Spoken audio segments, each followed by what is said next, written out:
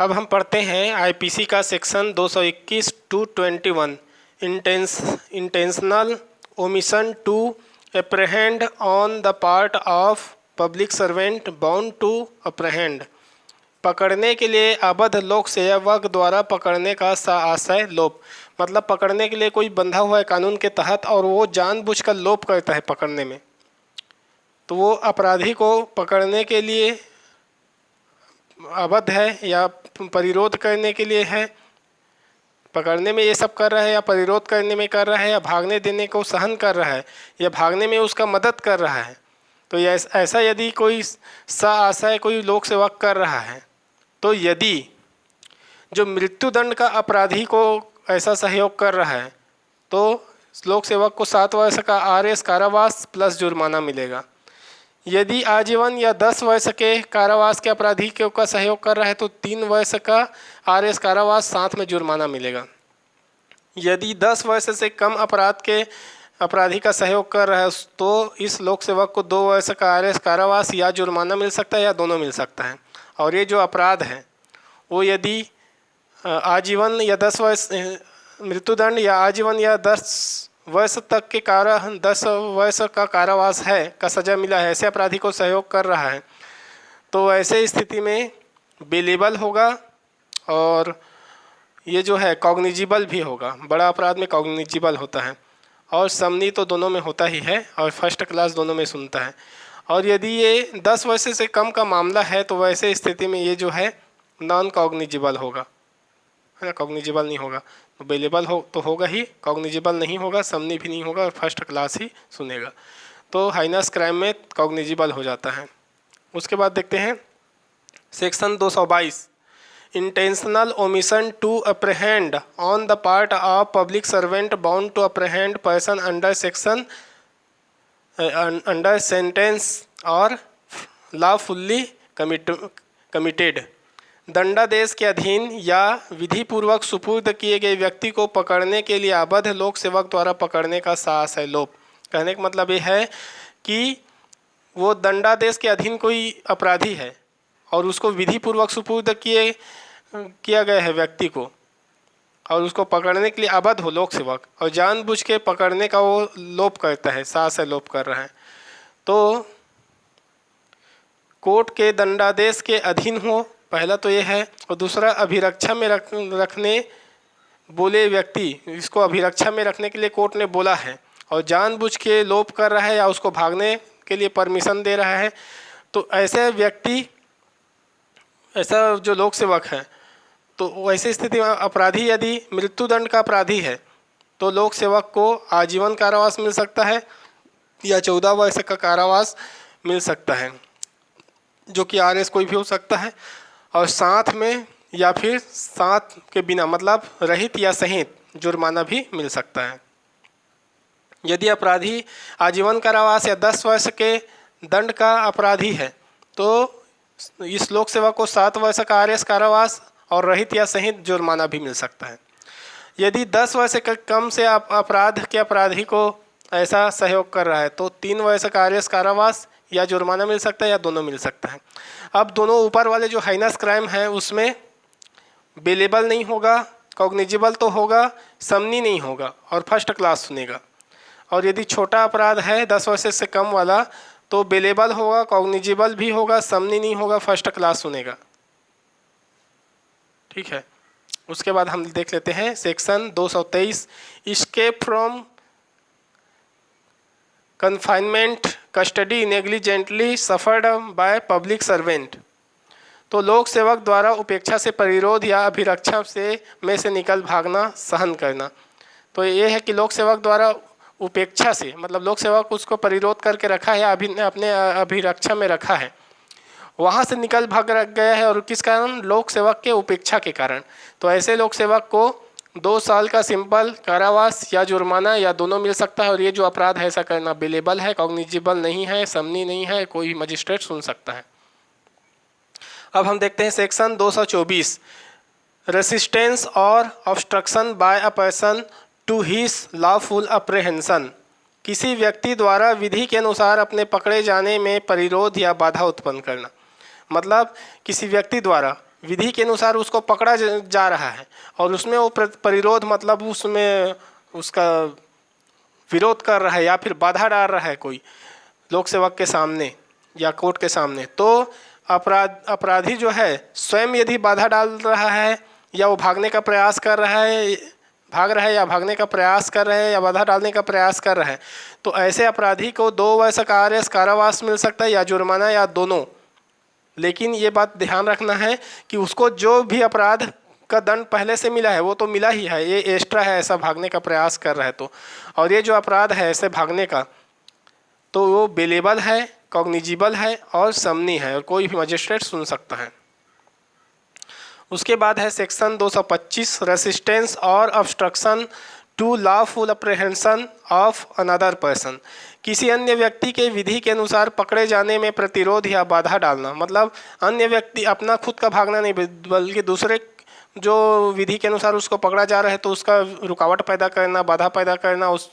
और विरोध करना, ऐसा कोई तीसरा व्यक्ति कर रहा है, कोई तीसरा व्यक्ति ऐसा कर रहा है या तो बाधा डाल रहा है या छुड़ाने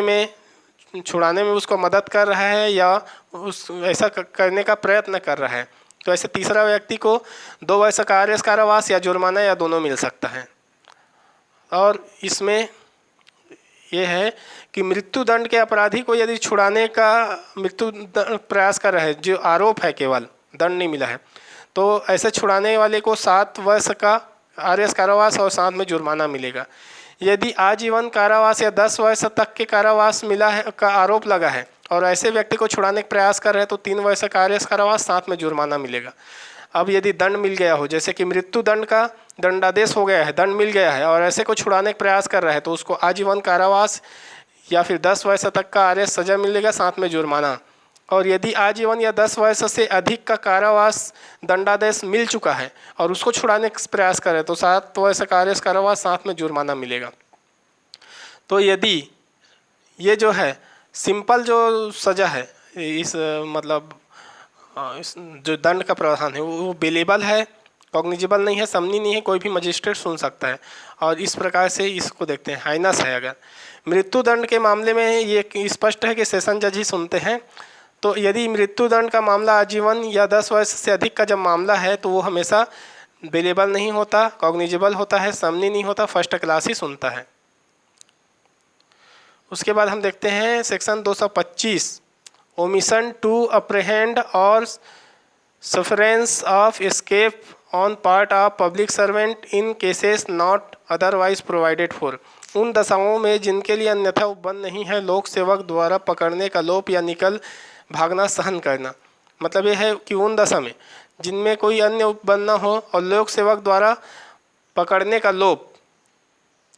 मतलब लोप कर रहा है, पकड़ना तो चाहिए लेकिन वो लोप कर रहा है जानबूझ के, या निकल भागना सहन करना, भाग रहा है उसको कोई मतलब नहीं, भागने दो बोल रहा है,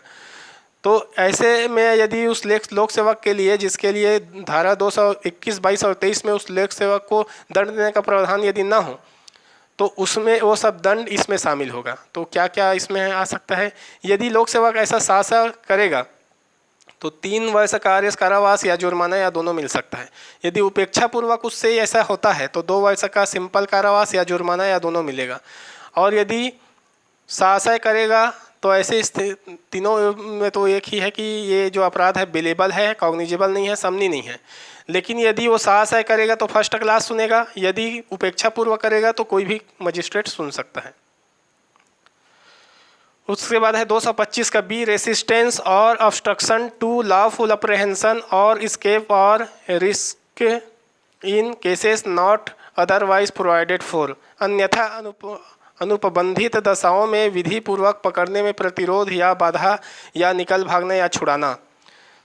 मतलब ये है विधि पूर्वक पकड़ने में कोई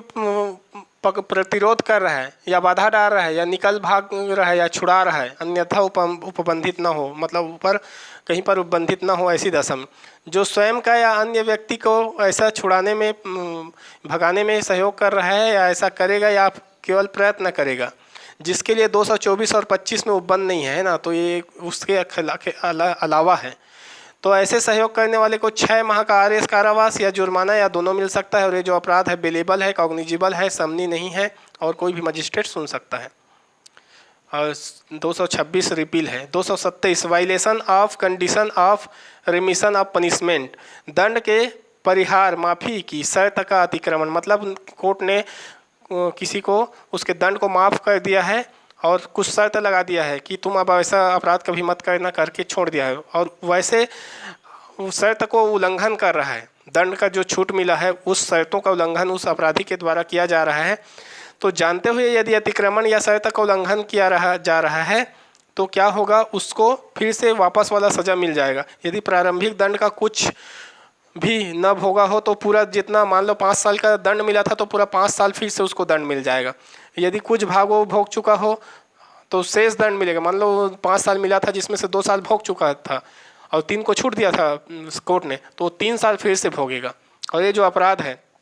बिलेबल नहीं है, कॉग्निजेबल है, समनी नहीं है, और वही कोर्ट सुनेगा जहाँ ये मामला है। सेक्शन 228 है intentional insult or interruption to public servant sitting in judicial proceeding, न्यायिक कार्यवाही में बैठे हुए लोक सेवक का साशय अपमान या उसके कार्य में विघ्न डालना, मतलब न्याय निर्णय जो कर रहा है उसको जानबूझ के उसका बेइज्जती करना या उनके व्यवधान करना उसके काम में, तो ऐसे करने वाले को 6 माह का सिंपल कारावास या 1000 तक का जुर्माना या दोनों मिलेगा। और ये जो अपराध है बिलेबल है, और पहले कॉग्निजेबल नहीं था, अब कॉग्निजेबल हो के संशोधन में आ गया है, और समनी नहीं है, और वही कोर्ट सुनेगा जिसमें मामला अपमान हुआ है। Section 228A disclosure of identity of victim of certain offences it's, कतिपय अपराधों आदि से पीड़ित व्यक्ति की पहचान का प्रकटीकरण, मतलब पीड़ित व्यक्ति जिसे रेप वगैरह पीड़ित होता है उसका पहचान यदि कर रहा है, जिससे पहचान होने से उसको समाज में उसको नुकसान हो सकता है, तो ऐसा प्रकट करने वाले को दंड मिलेगा। यदि कोई जिससे उस व्यक्ति का पहचान हो जाए ऐसा मुद्रित या प्रकाशित करेगा उसको 2 वर्ष का आरएस कारावास और जुर्माना मिलेगा। और यदि दूसरा ये है कि मुद्रण या प्रकाशन तब तक नहीं करेगा जब तक ये भारत सरकार पुलिस के लिखित आदेश में उसको सहमति न मिल जाए, मतलब जो पुलिस का इंचार्ज होगा जो जांच कर रहा है उसका आदेश मिलना चाहिए, या दूसरा भी है पीड़ित के लिखित प्रतिकार, पीड़ित जो है स्वयं लिख के दे दे हाँ प्रकाशन या वगैरह कर लो मुझको कोई नहीं है तो, या तीसरा पीड़ित के जो निकट संबंधी है उसके लिखित में मिल जाए अनुमति। और यदि कब मिलेगा निकट संबंधी कब देगा, जब उस पीड़ित का मृत्यु हो गया है या अवयस्क हो या विकृत हो, तब तो उसका अनुमति लेना लॉफुल नहीं है, तो निकट संबंधी देगा। तो निकट संबंधी भी केवल संगठन या संस्था जो मान्यता प्राप्त है उसको देगा और उसके अध्यक्ष या सचिव को ही देगा, ऐसा ओपन नहीं करेगा। लेकिन इसमें अपवाद है, हाई कोर्ट या सुप्रीम कोर्ट के जो निर्णय है इस संबंध में पीड़ित के संबंध में उसका प्रकाशन किया जा सकता है, वो इसमें शामिल नहीं है। और ये जो अपराध है वो बिलेबल है, कॉग्निजेबल है और समनी नहीं है, कोई भी मजिस्ट्रेट सुन सकता है। सेक्शन 229 पर्सोनेशन ऑफ अ ज्यूरर और असेसर, जूरी सदस्य या असेसर का प्रतिरोपण, मतलब जूरी सदस्य के रूप में धारण करके ज़बरदस्ती उसका काम करने लगा जबकि वो नौकरी में है ही नहीं, या असेसर बन जाना उसका। जानकर जो है तालिंग कांकिक पेनलित या गृहित शपथ, ये जो है काम है, ऐसे काम को करना और ना होते हुए, ऐसे पद में ना होते हुए, तो उसको 2 वर्ष का आरएस कारावास या जुर्माना या दोनों मिल सकता है। ये अपराध जो है बिलेबल है, कॉग्निजेबल है और समनी नहीं है, फर्स्ट क्लास ही इसको सुनेगा। अब लास्ट है 229A failure by person released on bail और bond to appear in court, जमानत या बंद पत्र पर छोड़े गए व्यक्ति द्वारा न्यायालय में हाजिर होने में असफल होना, मतलब जमानत या बंद पत्र पर किसी व्यक्ति को छोड़ा है और वो जब न्यायालय में उपस्थित होने का समय आता है तो उपस्थित नहीं होता है, असफल हो जाता है, और कारण पर्याप्त कारणों के बिना वो कोई कारण नहीं दे पाता है या फिर कारण बताता है उस कारण को साबित करने में असफल हो जाता है ऐसे व्यक्ति, तो ऐसे उल्लंघन करने वाले को 1 वर्ष का आरएस कारावास मिलेगा या जुर्माना मिलेगा या दोनों मिलेगा। और ये जो अपराध है बिलेबल नहीं है, कॉग्निजेबल है, समनी नहीं है और कोई भी मजिस्ट्रेट इसको सुन सकता है।